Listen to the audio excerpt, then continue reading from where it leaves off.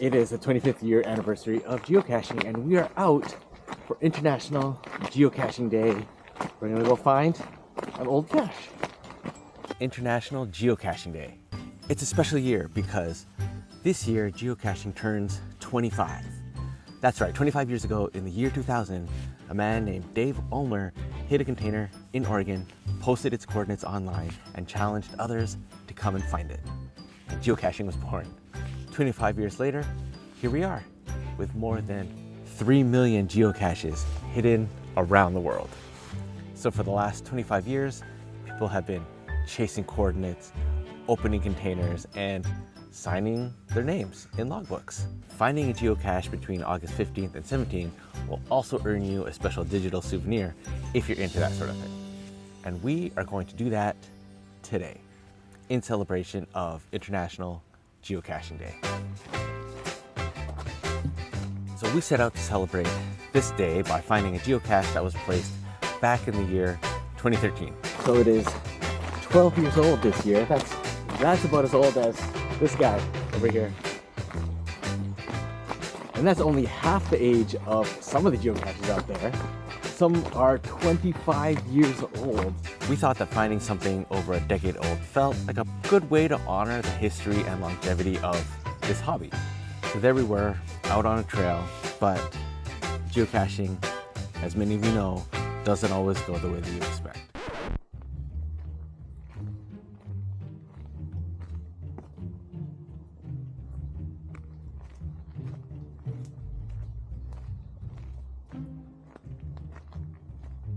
We got onto the trail leading to the cache, but as we got closer, the thicker the brambles got, the sharper the thorns became, and that just completely slowed us down. Okay. And as we stopped to kind of carefully get around some of these thorns, we realized that we had stopped near a nest of red ants. Ants started to crawl over our feet. So ants were crawling all over our shoes, and unfortunately, even though we were just 20 meters away from the cache, our youngest one was complaining because he felt a bite, and apparently an ant had crawled up his pant leg. Now, usually if I'm going anywhere where there's tall grass, I do tuck my pant legs into my socks, but I just don't know. I wasn't expecting it on this particular cache hunt, and so I didn't tuck my pants into my sock, and neither did my kids. So he did feel something bite him, but luckily he was wearing swim shorts underneath, so we managed to get his shoes off, take his socks off, and take his pants off just down to his bathing suit, and we managed to kind of clear away any creepy crawlies that we thought we could find. That seemed to be okay, but he was still complaining, his leg was itchy, and I think by this point, with the thorns and with the ants and the mud, that there was just no way we were gonna go for this cache, even though we only had about 20 meters to go. I mean, there was no way we were going to reach this cache. We were close, but I think safety and comfort had to come first. And from the look on my kids' faces, I just knew we had to abandon this mission. So we turned back. And sometimes geocaching is like that. Not every find is gonna end in success. So I think my strategy with this particular geocache hide is to probably revisit it in the fall when the blackberry bushes start to die out and the ants start to retreat underground, and the pathway is a little bit more clear. So meanwhile, we headed home. I guess we were the ones retreating. And I started to think that, you know what, we're not gonna get the souvenir after all. But I wasn't ready to give up. And the kids, they were done. So I decided that I was gonna go out on a solo mission. Actually, I'll bring you along with me. Okay. Feeling better about this geocache hunt right now. Kids are staying home. That last search kind of killed the vibe for them, so they are sitting this one out, and I flying solo, but we'll see if we could find this cache fairly quickly.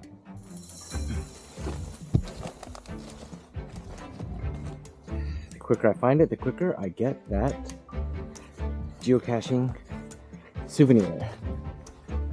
Ooh, lots of spiders.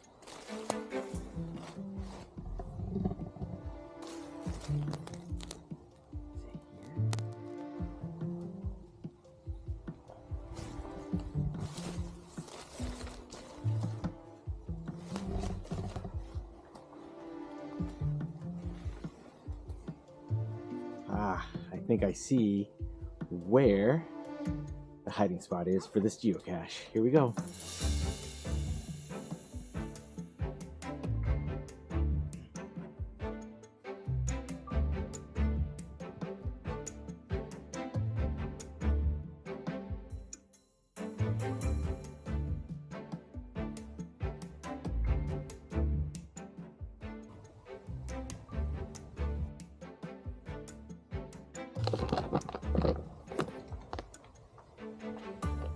There's the geocache right there. Nice clean log sheet.